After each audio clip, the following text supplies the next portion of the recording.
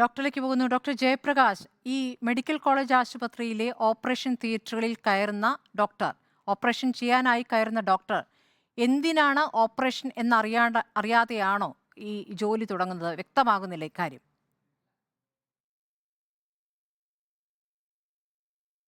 ഞാൻ പീഡിയാട്രിക്സ് പ്രൊഫസറാണ്, സർജൻ അല്ല. പക്ഷേ പൊതുവിൽ സർജറി ഓരോ ദിവസവും ഒ പിയിൽ നിന്ന് കേസുകൾ അഡ്മിറ്റ് ചെയ്യുകയും അല്ലെങ്കിൽ ഒ പി പ്രൊസീജിയറായിട്ടുള്ളതിൻ്റെ ലിസ്റ്റ് തയ്യാറാക്കി ഓരോ ദിവസവും ഇത്ര കുട്ടികൾക്ക് സർജറി ചെയ്യുന്നുള്ള ലിസ്റ്റ് തയ്യാറാക്കി അത് പ്രിപ്പയർ ചെയ്തിട്ട് അതിൻ്റെ അടിസ്ഥാനത്തിലാണ് സർജറി ചെയ്യുന്നത്. അപ്പോൾ ഇവിടെ ഇപ്പം ഡോക്ടർക്ക് പറ്റിയ പിഴവെന്ന് പറയുന്നത്, ഒരു കുട്ടി ഒരുപക്ഷെ അവിടെ ടങ് ടൈ ഉള്ള ഒരു കുട്ടി ഉണ്ടായിരുന്നു കാണും, നമ്മുടെ ഈ കുട്ടി ഉണ്ടായിരുന്നു കാണും. അപ്പോൾ ആ കുട്ടി ടങ് ടൈ ഉള്ള കുട്ടിയാണെന്ന് കരുതിയായിരിക്കണം ഈ കൈയുടെ പ്രശ്നമുള്ള കുട്ടിക്ക് ടങ് ടൈ ഓപ്പറേഷൻ റിലീസ് ചെയ്യുന്നതിന് വേണ്ടി ചെയ്തിട്ടുണ്ടാവുക. ഏതായാലും ഇത് ഡോക്ടർ തന്നെ സമ്മതിക്കുകയും ചെയ്തിരിക്കുന്നുണ്ട്. ഡോക്ടർ ജയപ്രകാശ്, ഞാൻ ചോദിക്കുന്നത്, കരുതുക എന്ന് പറഞ്ഞാൽ എന്തെങ്കിലും ഒരു കരുതലിന്റെയും തോന്നലിന്റെയും അടിസ്ഥാനത്തിലാണോ ഒരു ഡോക്ടർ ഓപ്പറേഷൻ എന്ന ഒരു വലിയ ജോലിയിലേക്ക് കടക്കുന്നതെന്നുള്ളതാണ്. ഇത് ഏത് രേഖകൾ പരിശോധിച്ച ശേഷമാണ് ഇത് ചെയ്യുന്നത്? ആദ്യം ആ റിപ്പോർട്ട് നോക്കിയ ശേഷമല്ലേ ഓപ്പറേഷനിലേക്ക് കടക്കുക?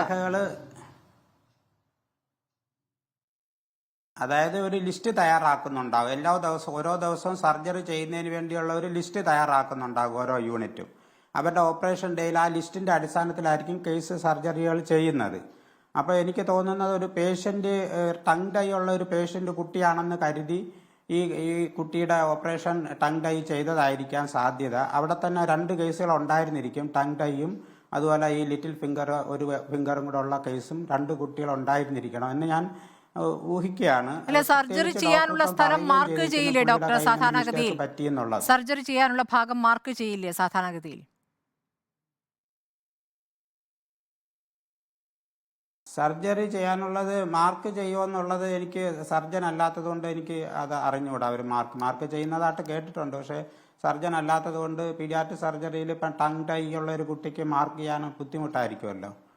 കൈ ആകുമ്പോഴത്തേക്ക് മാർക്ക് ചെയ്യാൻ എളുപ്പമുണ്ട്, ടങ് ടൈ ആകുമ്പോഴത്തേക്ക് വായിലാകുമ്പോൾ മാർക്ക് ചെയ്യാൻ പറ്റത്തില്ലല്ലോ. അപ്പം അതുകൊണ്ട് മാർക്കിംഗ് സിസ്റ്റം ഇഫക്റ്റീവായിട്ട് നടന്നോ ഇല്ലയോ എന്നുള്ളതൊക്കെ യഥാർത്ഥത്തിൽ അന്വേഷണത്തിലൂടെ വെളിവാകേണ്ട കയ്യിലാണ് ചെയ്യേണ്ടിരുന്നത്. കയ്യിൽ മാർക്ക് ചെയ്തിട്ടുണ്ടാകണം സ്വാഭാവികമായിട്ടും.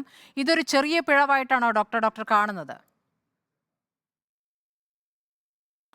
ഇല്ല, തീർച്ചയായിട്ടും ഇത് ചെറിയ പിഴവല്ല. അത് തീർച്ചയായിട്ടും അതൊരു ഗൗരവമായിട്ടുള്ള ഒരു പിഴവ് തന്നെയാണ്.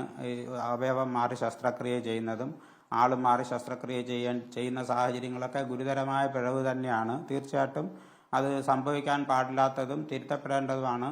അങ്ങനെ ഇൻവോൾവ് ആകുന്ന ഡോക്ടർമാരെയും നഴ്സിംഗ് ടീമിനേക്കും തീർച്ചയായിട്ടും അവർക്ക് മാതൃകാപരമായ ശിക്ഷ കൊടുക്കുകയും ചെയ്യേണ്ടതുണ്ടെന്നുള്ളത് തന്നെയാണ് എൻ്റെ അഭിപ്രായം.